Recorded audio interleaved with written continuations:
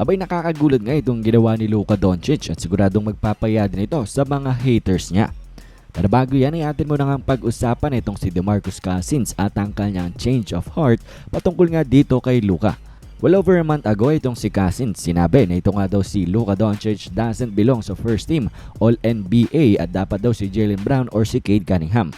Well, netong nakarang araw lang ay itong ang si DeMarcus Cousins ay umamin na siya nga ay mali at tinawag na itong si Luka as the best player in the NBA right now at sinabi niya he should definitely be a top candidate for MVP. Ito, pakinggan natin siya. Should be talked about as a top candidate for MVP this season. Obviously, a month ago we speak on NBA first team and NBA second team. Well, that's the great thing about this sport. It literally changes by the day. So as of lately, yes, I will put Luka as a first team All NBA guy. He deserves all the credit. He's, I would say, the best player in the NBA as of right now in this stretch of basketball. Well, talaga nga namang kudos at respect din dito kay DeMarcus Cousins sa pag-amin niya nga sa kanyang maling sinabi patungkol kay Luka Doncic na he doesn't belong sa first team All-NBA pati na rin sa MVP conversations. Nakita natin dito na binigyang respect, binigyang flowers na ito ni Cousins itong si Luka nang dahil nga sa kanyang ginagawa. Definitely, ganitong magandang makita sa mga NBA analysts na nagbabago ng opinion based sa mga performances at recent games na itong ang mga NBA players. This proves na talagang nanonood ng basketball. Nakatutok sa NBA itong si DeMarcus Cousins at hindi lang siya pumupunta sa kanilang show at salita lang ng salita ng kung ano-ano. Kaya naman definitely big respect para dito kay DeMarcus Cousins sa pag-amin na mali nga siya at kanyang binago ang kanyang take patungkol dito kay Luka. At ngayon ay atin ang pag-usapan ang magpapagulat sa bawat isa na ginawa ni Luka Doncic sa buwan ng March. Well, alam naman na siguro ng bawat isa na itong si Luka ay nakikita ng mga NBA analyst, ng mga reporter at pati na rin ng mga NBA fans na hindi naglalaro ng depensa. No defense itong si Luka. One-sided player lang at panay offense. Pero lately, alam naman na ng bawat isa na itong si Luka has been great defensively para nga sa LA Lakers. And well, hindi lamang yan dahil sa eye test nang dahil pati rin sa kanyang statistics ay itong nagpapatunay dyan. Ngayong buwan nga ng March ay pinangungunahan ni Luka Doncic ang buong NBA pagdating sa steals per game.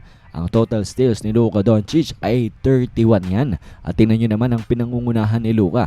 Etong sina Chris Dunn, Marcus Smart, Kawhi Leonard, Matisse Thybulle, Shepard, Jones, Wallace, Jokic at Rollins. Marami sa kanilang mga kilala bilang great perimeter defender in the NBA. Pero itong si Luka Doncic is at the top pagdating nga sa statistics na ito. So pagpapatunay nga ito sa bawat isa that Luka Doncic does play defense. Hindi lamang siya one-sided player kagaya ng pinalalabas ng mga NBA analysts, kagaya na nga lamang neto ni Michael Wilbon.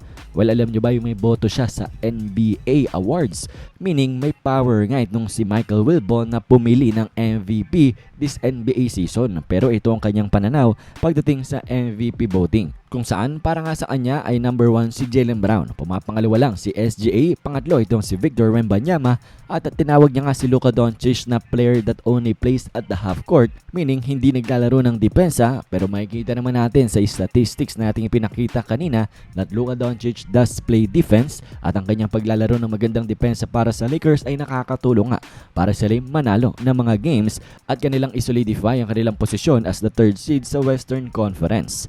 So sabi nga ng mga fans ay pagpapakita nga daw ito na itong si Michael Wilbon actually doesn't watch NBA games at salita lang ng salita dito nga sa kanilang show. Ito nga daw ang mga voters na dapat alisan ng voting rights nang dahil nga sa mga nonsense na kanilang sinasabi.